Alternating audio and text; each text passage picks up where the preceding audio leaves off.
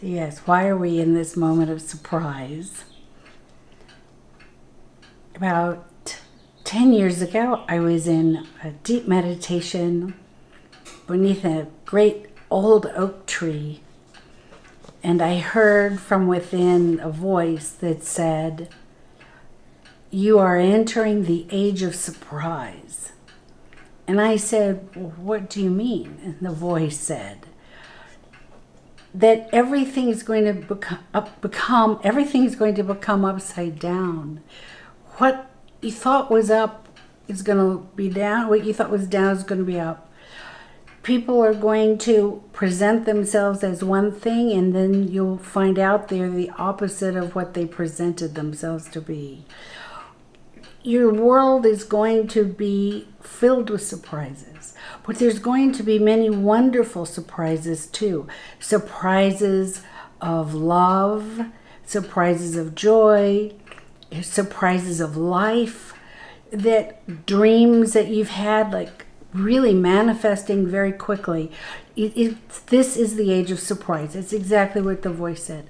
Then I said to the voice, "Okay, well, why did you tell me, and what am I supposed to do now with this information?" And the voice said, obviously it was a very ancient voice, said, "Oh, go to a mountain top and shout it out to the people."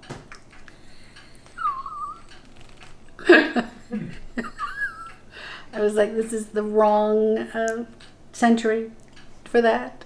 But okay, I'll do my best.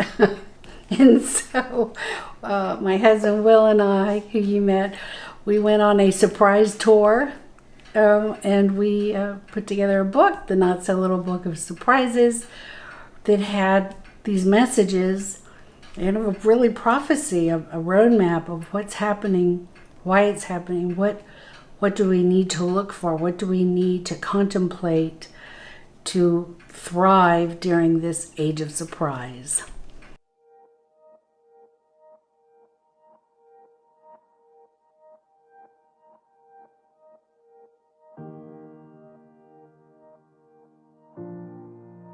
Hello, my name is Zenka Caro, and I'm founder of LightNet, and my passion and purpose is to make the impossible possible.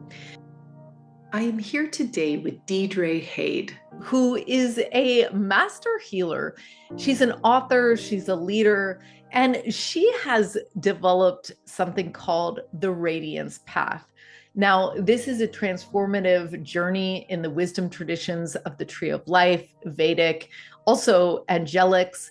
She is also founder of the Foundation of Radiance, bringing healing to schools and prisons and all the places in the world that's truly needed. Her creative partner, William Arntz, who made the film What the Bleep, has collaborated with her on a book called The Not So Little Book of Surprises. And it is an incredible book that has all these images and poetry and thoughts that really hone in on how this reality works. And it's just incredible to see her Shakti kind of energy in everything she does, all of her healings, her books, her media.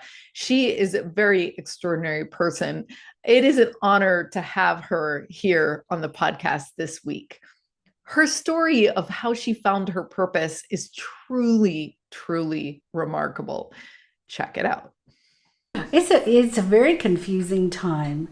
And yes, I would love to share some of the insights. One of the first ones is this voice.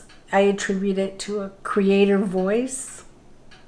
And I was under this great tree, this oak tree, said that we are entering an age of the mystics, that mystical children are being born, that they are of a different frequency than the old way, the rational, linear, transactional way of being, and that these children come in with a knowingness and a sense of another world, of a world we would call heaven, a world that we would call light, a world of love, where love is the leading force, and love is what creates everything. So when they come to this world, we need to parent them differently, understand them, and listen deeply, and honor them when they say what they see.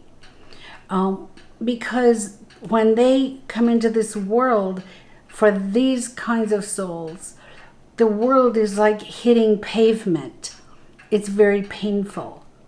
And so their soul, not having guidance in how to live, becomes broken easily. Well, not the core of the soul, but the outer parts of the soul. And thus they break. So you see, we're seeing this soul group that's come, starting about 30 years ago.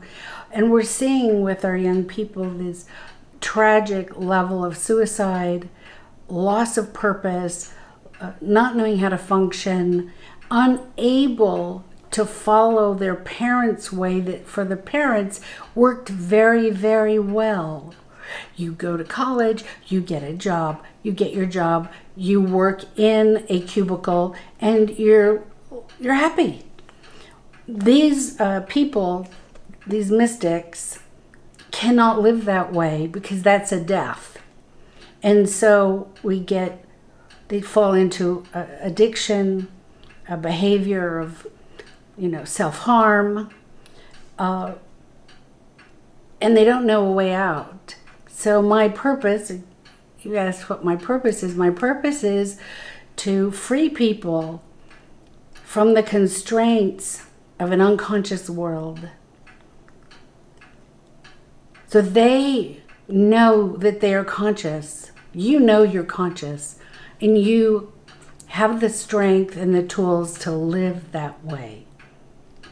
Because we are in a transition time from a very transactional consciousness to a heart-based consciousness. Now, I'll also say that for adults, many, many adults are mystics or have a mystical core. These adults, too, are hitting the pavement now, because as we've moved into the age of Aquarius, which we have, the lens of our creation here is shifting from the head into the heart, into love. And what this frequency of love, that's the vibration of the universe, that is being revealed now in our world is doing, is it's washing and breaking. We are in the sacred fire of evolution, of conscious evolution. That's where we are. And so it's causing a lot of surprises because the way things were, the foundation, our understanding of the foundation of our lives have been turned upside down. And so now it really is the time, and what our book is about is it's the time to look within and trust yourself. Trust your inner voice. Because the same voice that said to me, you're in the age of surprise, here's what to do, it's in you. It's the same voice. That voice is the wisdom of creation. The wisdom that created all of this. And we all have the ability. And that's all mysticism is. It's not some woo-woo thing. Mysticism is the spirituality of the heart. Because there's a spirituality of the head. You can read 100 books. Many people come to me that have read every book there is. And they still say, I'm lost. My life's not working. I have anxiety. I can't sleep. I'm depressed. Why? I've read every book. So now is the time of energetic transference. And what I mean by that is the energetic transference of love, of heart to heart between us. The energetic transference of the heart of the trees, of nature, of the animals, with us and with them. You see, that world, that state of being is the mystical state of being.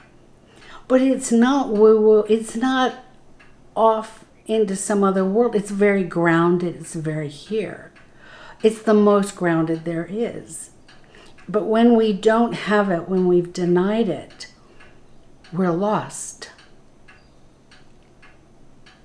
We've lost our root system. When did the moment happen where I said, this is my purpose, and I went on that trajectory?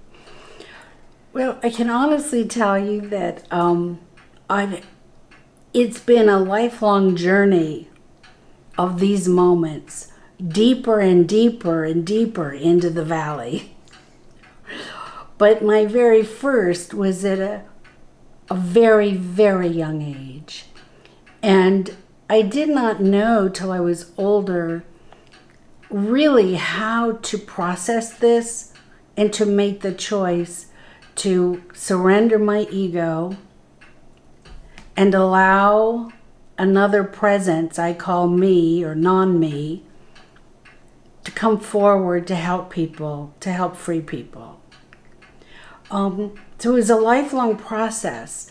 And as I look back on my life, I realize how my soul guided me the whole time. So I would always come back to this purpose. I'd think I wanted to do this. Oh, I'm going to be a ballerina. And I did. I was very good. But then I had a major accident. I tore my knees to shreds. No more ballet career. Spent a year in bed. The first half weeping, the second half praying, and then was accepting. Now what? So then I thought, I heard a voice that said it's time to speak. So I thought, oh, that means I'm supposed to act. Right. I was off base, but the voice said speak. I thought acting. So I started acting. I got jobs, I got work right away, started working. But I was miserable, and I knew that wasn't it. And so different things would happen to where I would have to come back into this question of who am I and what is my purpose. The other thing is I went through this long period of depression. So depression, I now know, depression is when one's own light becomes occluded. And it becomes occluded. You're not shining it. It becomes included back in on yourself and now buried. So when you're depressed, you are out of your realm of purpose. And so then the journey is, how do I find my way to purpose? And when you do, depression is lifted. It is lifted. And I want to say medication sometimes is very helpful. It's very helpful. I support it. I have clients who I say, yes, take something. However, when the journey of discovering purpose, when you pass that halfway mark of that inner work, less and less do you need the medication because it actually changes your brain chemistry. Your brain chemistry changes. You are not married to the chemistry you were born with. You actually can change your brain chemistry. And through thought, if you look up cognitive behavior therapy, you will see they have done many tests with control showing that cognitive behavior therapy changes brain chemistry. So cognitive behavior therapy is where you think a thought, I'm not worthy to live. And you immediately think a thought, I love lemonade, meaning you break off the synapse, you break the conductor with a completely different thought. So that the pattern of I'm not worthy, finally, that pattern has nowhere to go. So you can literally say anything. I love lemonade.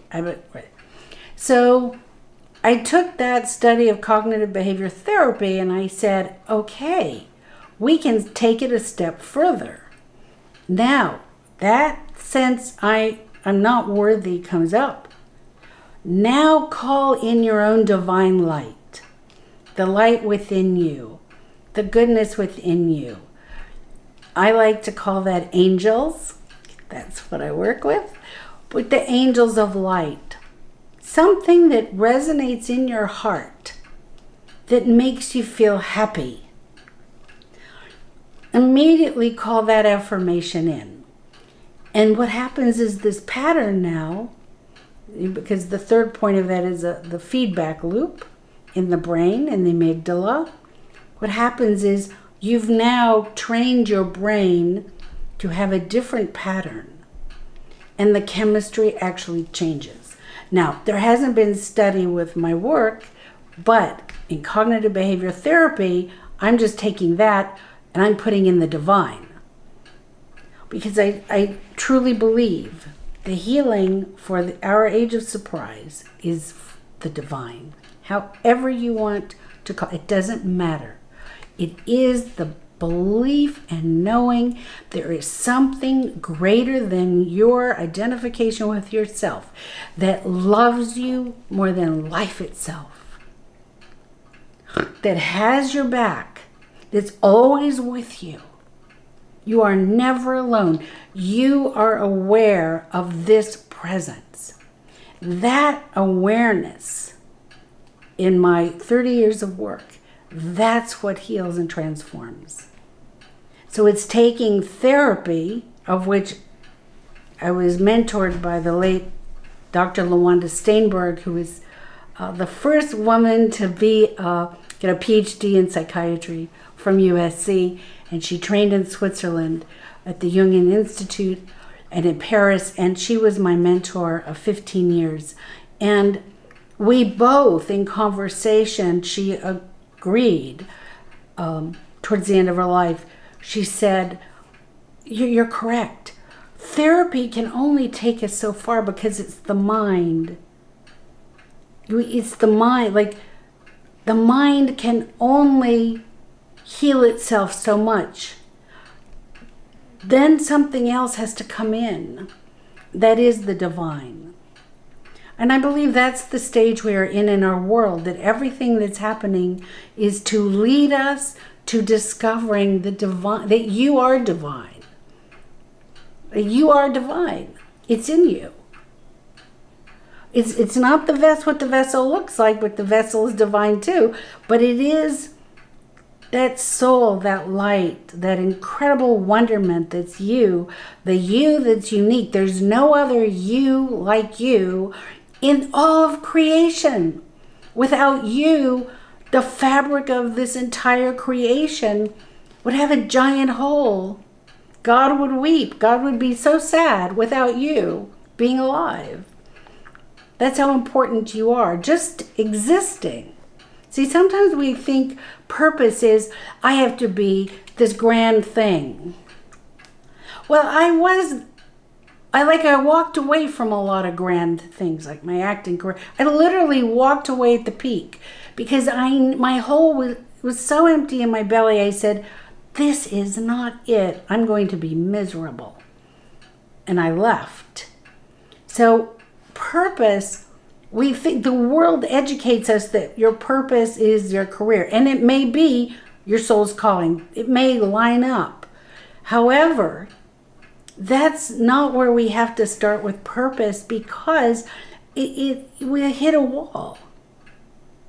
Because there's never enough. You're never one. Meaning one like you've won, right? You can get to the top and just walk off the mountain. And we've certainly seen many people who've done that, we think, oh my gosh, this person had everything and they just stepped off the cliff. Why? Because nothing means anything truly without that knowingness that you are divine, and there's a divine presence that loves you more than anything. And then with that, you can become whatever that dream is, but you'll be full because you won't be using it to fill yourself. You see, you'll be using it to give of yourself. And when you're using whatever that career is to give of yourself, to help others, to lift others up, to inspire others, to share your light, you're full. You see, you're not empty. Typically, a client will arrive with me because inside they have been having a rumbling of something in my life isn't working. I'm not happy. I'm not satisfied.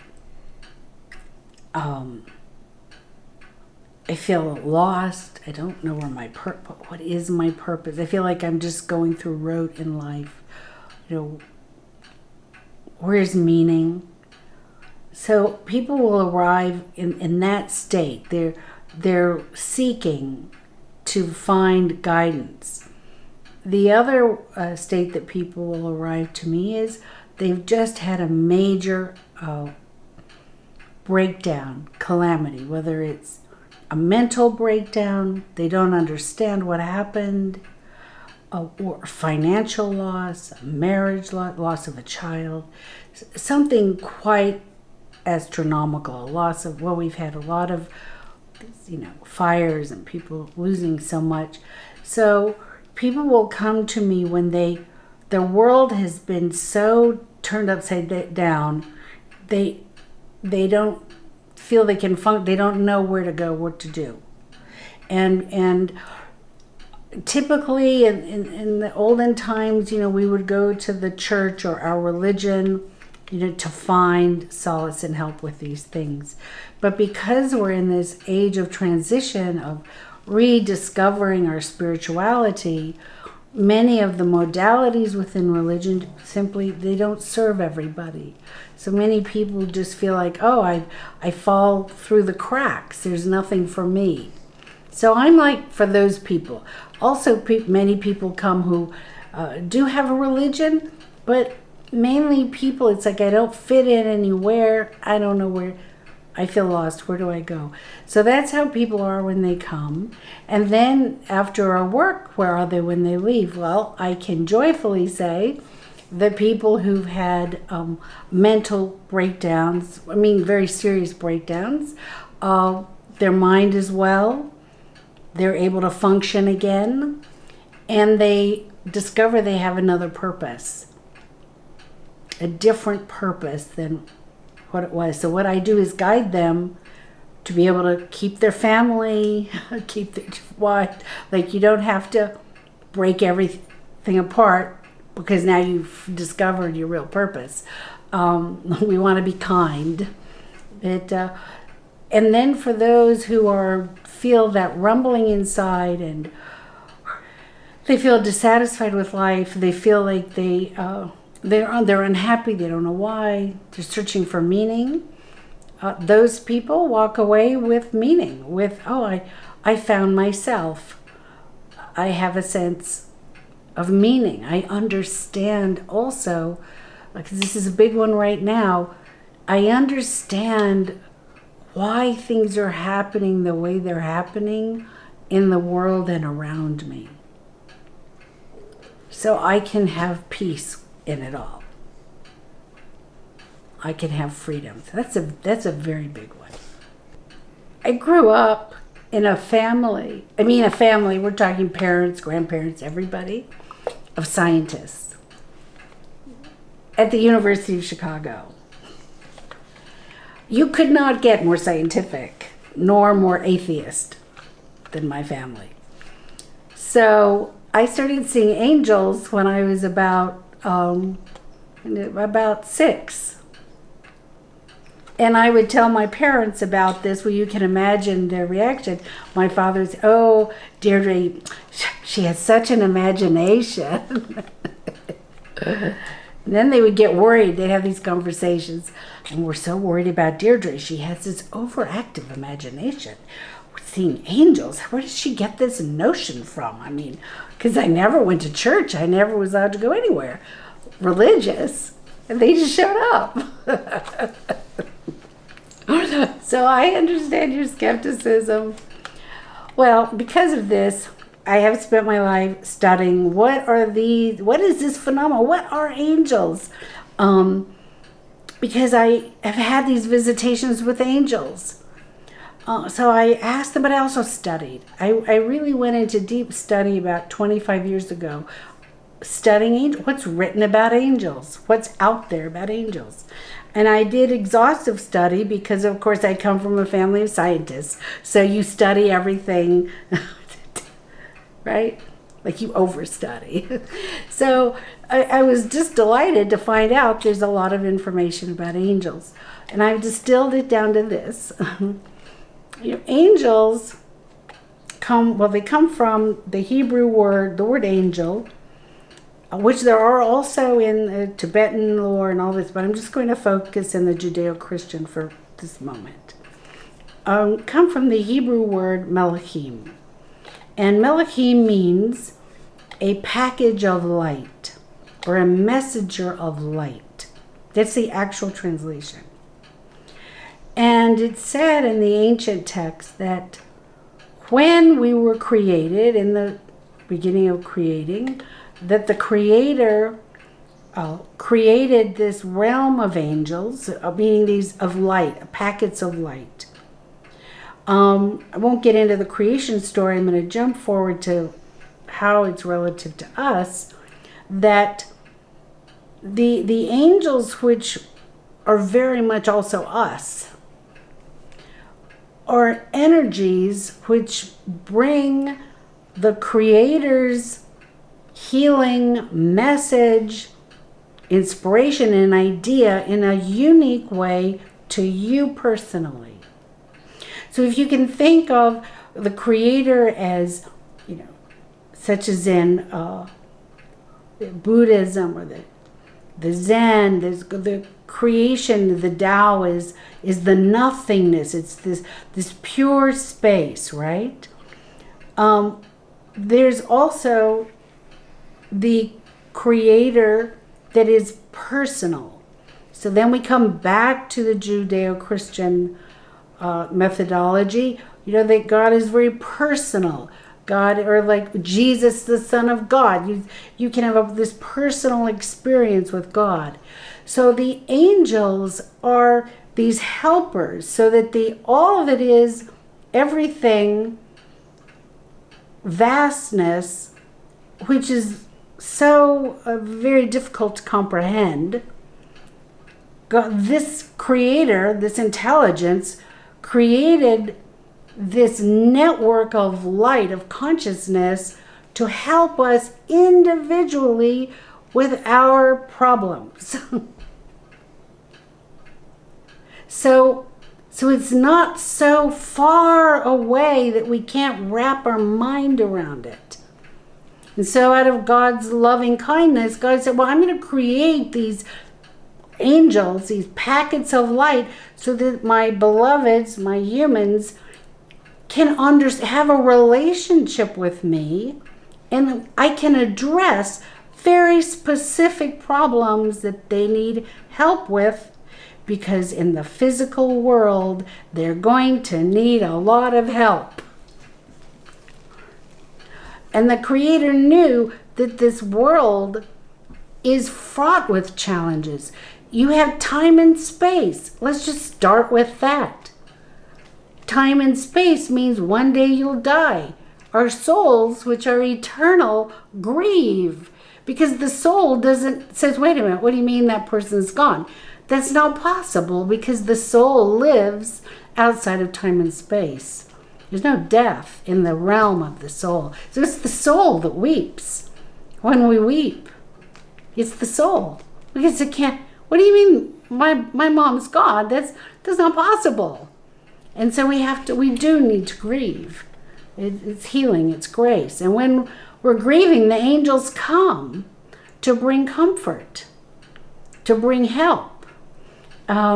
So the angels are very misunderstood, and I really asked about purpose, but one of my jobs here is to educate people and help people, drop that secular Western world mindset and kind of step back into the wonderment of our consciousness of, wow, there are angels. There are these spirit beings. There are energies that who will show up and help me when I need help. And there are hundreds of thousands of testimonials of people who've been helped by angels. So when you said to me that you were, hey, what's this angel thing? I just had to giggle, because the other thing that I was told under this oak tree was that this is the age where the veils are thinning between our world and the worlds of light, and that the angels are actually here in massive numbers to help us through the ages, surprise this age of massive change, because we need a lot of help. And the Creator is saying, please tell people please ask people to ask and to be open to these benevolent beings to being in your life to help you, because they actually bring the miracles of the Creator of God. They bring the divine miracles for us. And we're all angels inside. That's, the better part of ourself. Many times angels are people. They just come into someone. I know people who, will show up at the right time with somebody who needs something, and right? We've heard these stories. So that angelic part of themselves got a message. Oh, I need to be here. And oh my gosh, you just saved a life. Right? How would someone who's never done this before actually call their angels? The answer is simply ask. I work with prayer. Again, prayer is not in the transactional, secular point of view of spirituality, but the longer I live and the more I work with all these people, I am convinced the key is prayer. Why? And this goes to your answer about the angels. Because prayer is a deeply intimate conversation from your heart. And the heart is the seed of our divine power. It's where our real power rests. And when you access that, you can move mountains. When you come into prayer from your heart, and you just simply say, even you can say, dear presence that I don't believe in, guide me, show me the way. Because even if you don't believe in it, it's there because it loves you no matter what. This presence is just grateful you're even asking. You say, please, would you show me my angel guides? Would you bring the angels close and show me a sign, speak to me because I'm ready now to listen. I'm open. So ask from the heart and then be open. To say, I'm going to surrender what I think I know of what is reality. I'm just going to surrender it just for a moment as an experiment. Just do that and see what happens. See what happens. Because something miraculous will happen. And when that happens, it's like with you, your heart is filled because you feel the truth. And the tears are just tears of grace, of being filled with what we've always known is real. We've always known is truth, is presence. We've just haven't given ourselves permission to open that door into that beautiful garden. Right? That's you. There were a lot of hard parts for me to live my purpose. Very difficult. I'll be honest. I'm not going to sugarcoat it. I had to hide that I saw angels at a young age. My friends, I started an angel school in 3rd grade. It's called the After School Angel School, to teach my friends how to see angels and also teach them how to levitate. Where I got this, I don't know. But I would teach levitation. And I remember them laying down and we put our hands under and they'd go up, and a teacher found us one day and had a heart attack. And I have no idea where I knew that knowledge, right? It was just soul knowledge. So anyway, I had this school.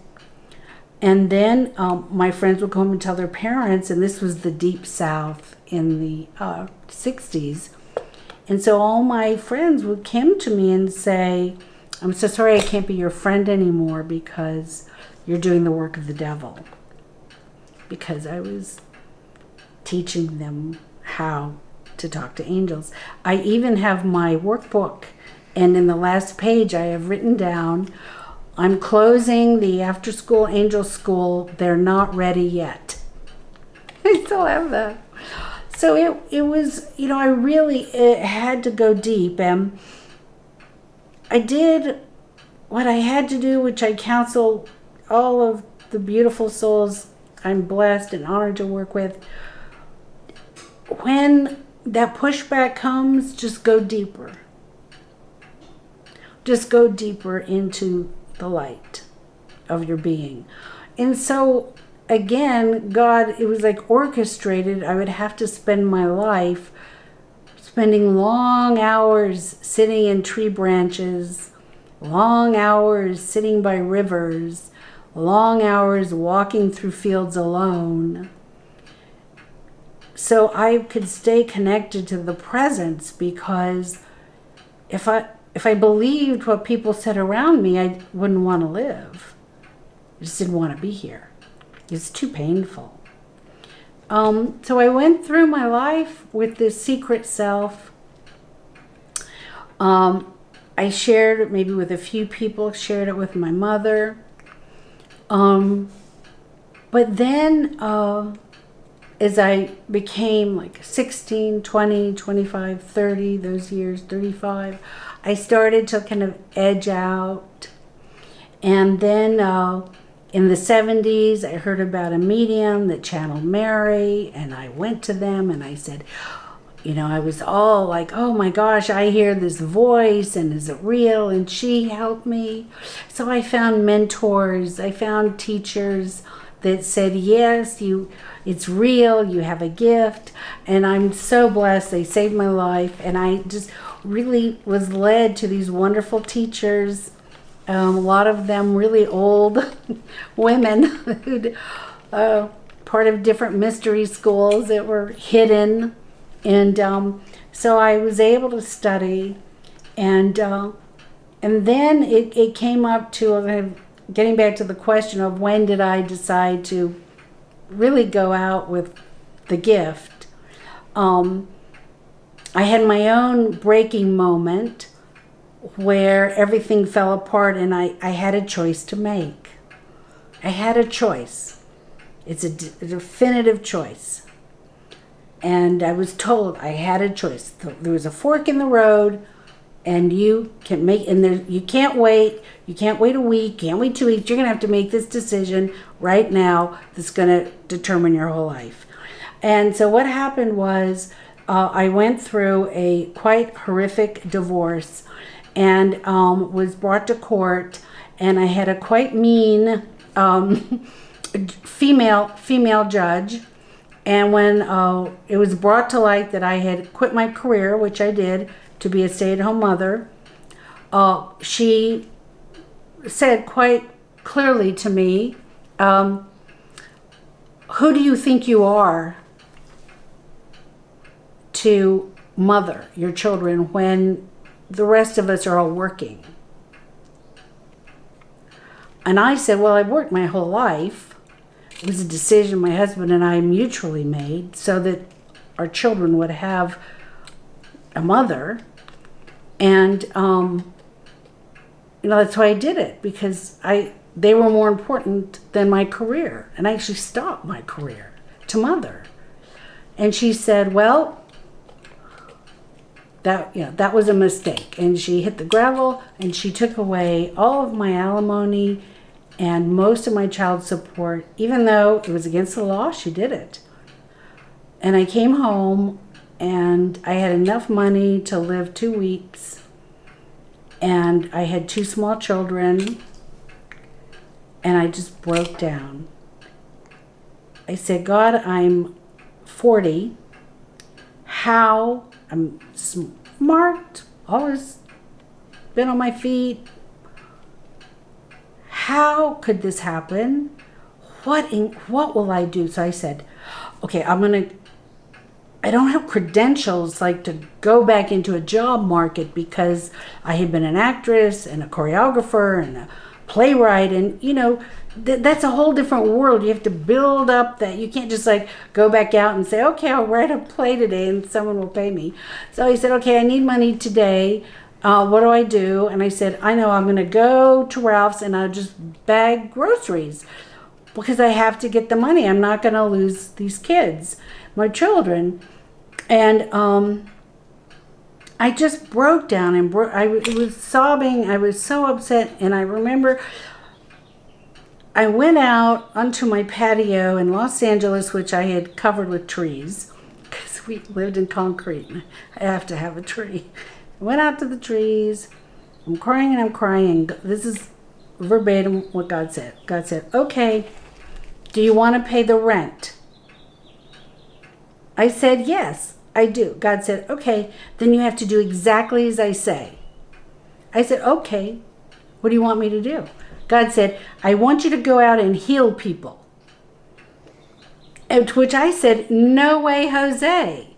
Not going to happen. I'm not going to do this.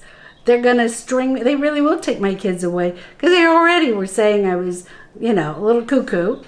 And he said, well, God said, well, it's your choice. You have a choice. If you want to pay the rent, do as I say, you go heal people. If you don't follow that purpose of yours, of what I set you up to do, be prepared for the consequences. What do you want to do?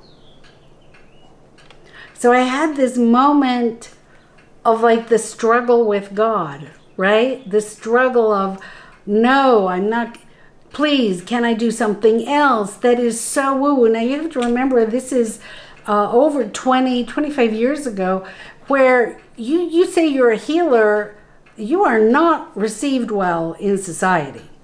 And I needed to be seen very well by society, or so a judge would not take my children from me. So I was like, I can't do this. So we struggled, and God kept saying over and over, do you want to pay the rent? Do you want to pay the rent? I go, yes. I said, okay, do what I say. So then I finally, at the end of the night, I said, okay, I'm going to do it. And then this interesting thing happened. This energy came in, this power came in of a courage I never thought I had. Like, okay, I can do this. I'm going to do this. I'm going to put myself out. And all the people that have always condemned me because, they hear me talking about the angels and whatnot, they always make remarks and sneer and whatever people do. I said, I'm going to just override that. I'm going to put this out. So then I said to God, okay, exactly what do you want me to do to heal people? Like, come on. Like, how am I going to get these people? And they're going to pay me? Right. I don't think so. And then I said, God, okay, I got it.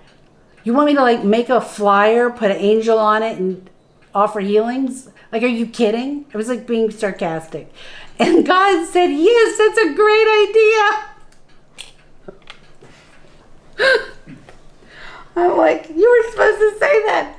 So I'm desperate because the rent is due, like in 2 weeks. I'm desperate. So I call my friend Dierdre up, who did all the photography for the book. I go, Dierdre, I need a photo of an angel for my poster because I'm going to be giving healings.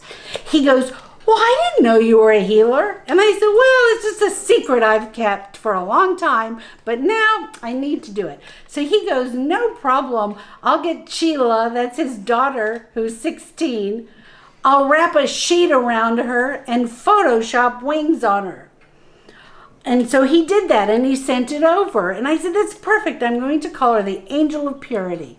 So I made up these flyers. And then I said to myself, oh my gosh, I have to have a place to do these healings. And what am I going to do? So then the phone rang, literally the phone rang, and a friend of mine called in, hey, how are you doing? And I said, Callie, you won't believe what happened. And I told her, and she goes, oh, let me talk to my mom because she has an office in Beverly Hills. She's Dr. Steinberg. And let me see. She called, well, I talked to my mom and she said, of course you can do angel healings in her office in Beverly Hills. You can have it all weekend. So I went, oh, thank you, thank you. So I put the address on and I started, then the hardest part, the very hardest part. And remember, this is 25 years ago. This is like nobody's doing this stuff except, under the rafters somewhere in like a little town in Tennessee. So here I am in Beverly Hills and I'm like, with all my friends, I'm like, oh, I have this little, can you just take this? And they open. I didn't know you were a healer. I go, I know, but I am. And every time I said that, I would cringe. I would sweat. I would turn red. I would get sick. I would I could hardly even say it because I felt so like ashamed. Like, what is this kind of con I'm about to do? So I passed it out, and lo and behold, I got like 20 people called me, and they call up really quiet. Is this the angel healer? I go, yes, it is. Can I come see you? Yes. They go, no, don't tell anybody I'm coming. Oh, don't worry. Trust me. I'm not going to tell them. So I got 20 people. Then I said, oh, well, what about the money? God says, oh, well, you have to charge them. And God told me like a number. It's like $140 an hour for the healing. I go, oh my gosh, that's a lot of money. God said, do you want to pay the rent or not? It's like God was like a Jewish mother. Do you want to pay the rent or not? Then that's what you have to charge. I went, okay. So I charged that. And then the day comes to give the first healing. And it was a friend I knew. I just loved her. Her name was Karen. And I was like, thank God it's her because she's so sweet. And I go to Dr. Steinberg's office. Kelly let me in. It's gorgeous. It's covered with mahogany and green leather. I mean, it's top end. And I have a table. I bring it in. But before I leave the house, I said, before I leave the house, though, all of a sudden I said, uh-oh. I said, God, you didn't tell me what to do. Like, how do I do the healing? God said, oh, yes, of course. All right, do this. So God said, get my Bible, get my incense. I have incense. God said, get these oils. I had some essential oils because I love them. And then God said, get this crystal bowl. I had this crystal bowl. I'm a musician and I got it a while back and I just love playing it. God says, get this. Now this is before anybody had crystal bowls. To get this crystal bowl, bring the crystal bowl. I said, okay, so I brought everything. We get there. The knock on the door, Karen's like, I'm here. And then all of a sudden, panic, sheer panic came in. anxiety. I'm double over. I'm sweating. And I say, God, this is it. This is the moment. I don't know what to do. I'm like, I was crying. I was like, I'll be right there, Karen, just a minute. And God says, don't do anything. Get out of the way. Just get out of the way. I'm doing this. And so I opened the door, and Karen came, oh, hi, Karen. She sat down, and I go, well, what's bothering you? And something came in, and all of a sudden I could read her whole soul. I knew exactly why she was hurt, what happened in her childhood, and I said, well, this is what I see. And she goes, how do you know this? Well, I don't know how I know this. But I told her that, and she said, oh, that's so helpful. Then I said, okay, well, let's have the healing session. I said, lay on the table. And she was there, and I literally did not know what to do. And so I'm kind of going in and out of surrender, right? So then I come in, and I'm like, uh-oh, now what? And then God says to me, I can hardly say this. God said, put your hands over her and love her. She's your daughter. She's your child. Love her as much as you love your children. And your love is going to save her life. That's all you have to do. That's what heals. And so I just did that. And I just put my hands over her. And then I just went into an altered state, and I picked up the oils and I anointed her. And then I picked up the crystal ball and I played it. And then I started praying, and then I started singing these prayers that just came in. And then I did it, and then God said, okay, she's done. And I lifted her up, and I said, how are you? And she just started crying, and she said, oh my gosh, I just feel so good. I feel so healed. I feel completely transformed. And that was it. And then the next person came, and the next person came. And then I had the rent, and I paid the rent. I never advertised. Then Dr. Steinberg wanted to meet me. We started talking, and she said to me, you have an extraordinary gift, and you're going to need to be protected. So I want you to work with me. I'm going to help you navigate with people and what's going to happen. And I'm actually writing a book about this mentorship with her. And we became very, very close.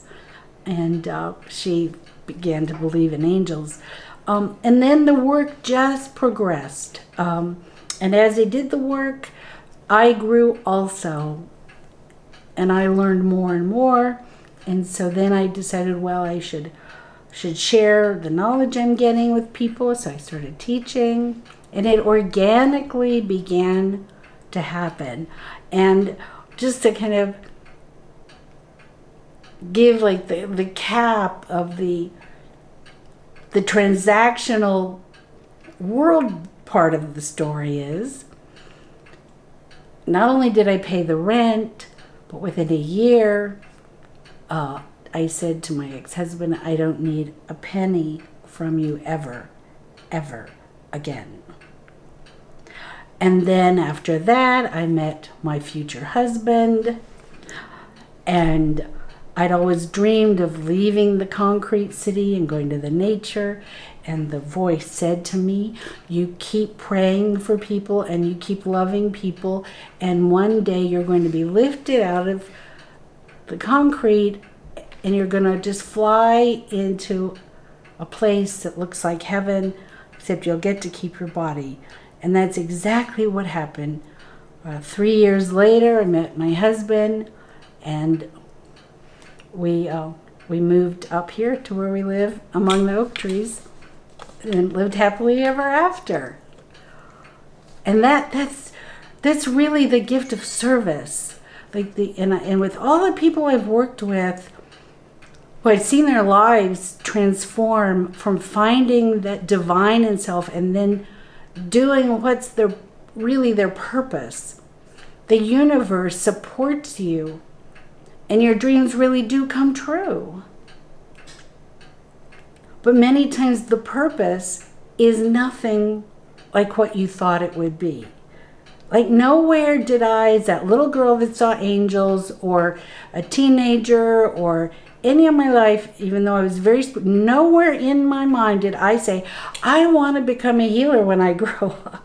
No, I want to be a famous actress. I want to be a ballerina. It never, ever, never once said, I want to be a healer, right? But it turned out that was my purpose.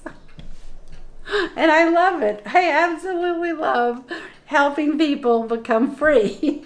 So I just want to say, when you look at purpose, your purpose may be something you don't know. You haven't even thought of. Right? But you'll know it when you arrive at it. It's very, very hard to go there. So the mind, the ego mind, is always trying to keep this information suppressed because it's a threat to the ego. This is the world of the ego, created by the ego. The pain and suffering is created by the ego. And because we have a collective belief that this is all real, we're invested in keeping that belief. When you start to break out and you say, oh, someone levitated, somebody been spooked, someone bilocated, you see an angel out of nowhere. When these things happen, the ego will come and try to clamp that down. It will try to dispel that. So that's what we've been through. That's what we're going through. But we can break out of that. That's part of the time of the age of surprise. We can break out of the limitation, the beliefs and limitation, and find the magic. Find the realness of what's going on here. The real game. It's called love. So what advice for people who don't know, if you don't know your purpose, how to find your purpose? Well, it's the first place I would recommend that you start is to find a place where you feel really happy. If it's next to a tree in nature somewhere, if you have a specific chair where the sun comes in, somewhere where you feel comfortable, and then close your eyes and look into your heart. And as you look into your heart, just merge into your heart and feel that warmth of your heart. And you may see a little light. You may see a light in your heart. Maybe it's pink, maybe it's gold, white, but it's kind of precious, precious light in your heart. And as you're looking into your heart, still the mind by watching your breath. Very simple. Watching your breath go into your heart. Watching your breath leave your heart. And then as you do this, just bringing the mind calmly back to this, watching the breath into the heart and from the heart, begin to listen. And you can just speak to the divine in this very peaceful, connected place where you can say, show me my purpose, send me a sign. What do you want me to know? I want to hear from you, because you're speaking to your soul, and your soul lives in your heart. That's what you can do. And you'll just do this till you hear an answer. You'll hear an answer. Something will come. What effect have I had on the world by living my purpose? Now, this is going to be a very metaphysical answer, to be honest. The effect I've had on this world is to open up millions of people to their own spiritual beingness, to their divine, to open people to being receiving of the angels, and of listening to a higher calling of their purpose. And the reason I say this is because we are all connected. We are all in a unified field of oneness. We are all points of light in a great ocean, and we are all reflecting each other. We are each other. So in this great unified presence of the divine that we are, anything you do which is in alignment with your purpose, it shines out throughout the whole globe. It affects all of creation because your light becomes brighter. You become a lighthouse. And so it's not even that you meet these people. That's irrelevant. Or that these people even know you exist in the ego state. You actually are touching millions of people around the globe with your neshama, with your soul, because you're in your purpose. Your soul is like a sun. It's a sun shining. What happened to our society, to our world? Why is it that only the very few attain their purpose? And it's so difficult for so many along the way. That's an excellent question. It is a deep question. It is a question that requires wisdom. I'm going to give a very short answer, but the short answer falls short of the actual truth because it's a very deep question. And to understand the answer of that question, one must understand the nature of reality. And that's the quest.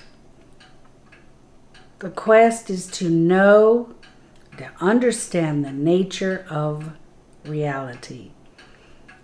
Inquiry. So we are here. Ultimately, our purpose is to bring light into the world and to repair the brokenness of this world. That's it right there.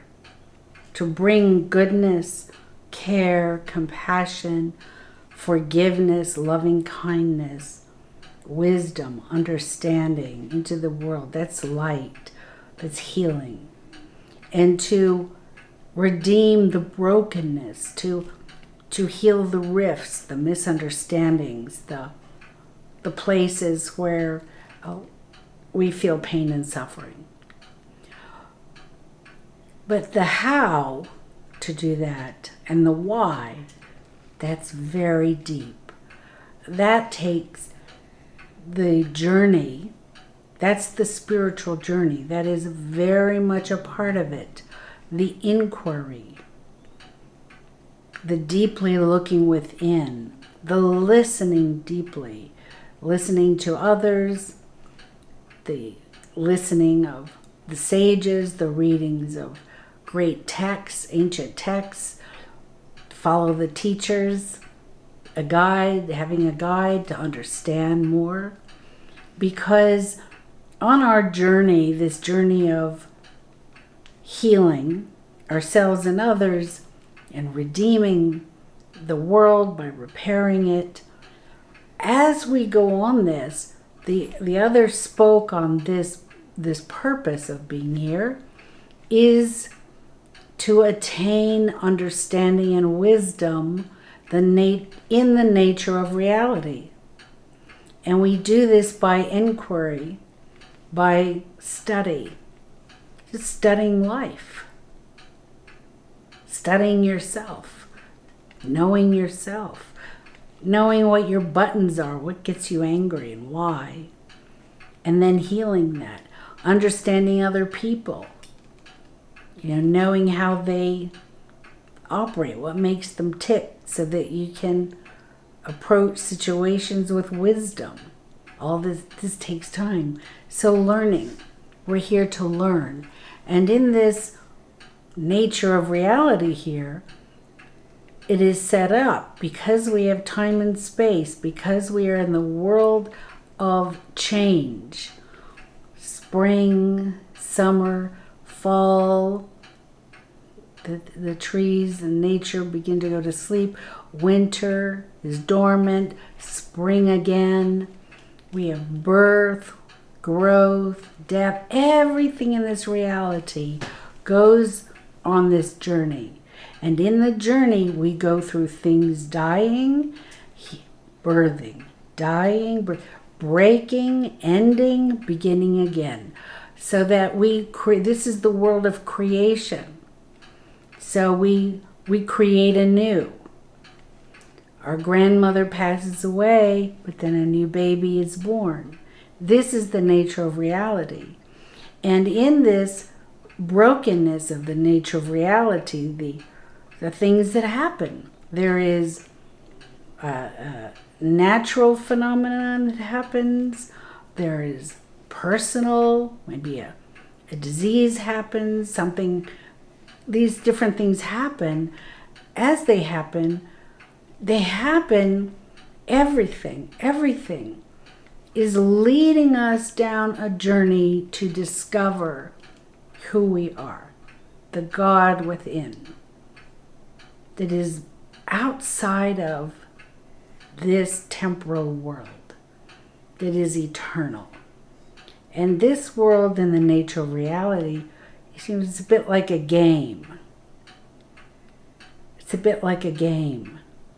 And it's just set up that way. But from my study and years of work, this is like the shortest answer I could give. And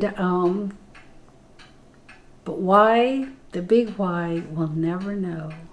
Only God knows. And we have to be okay with that.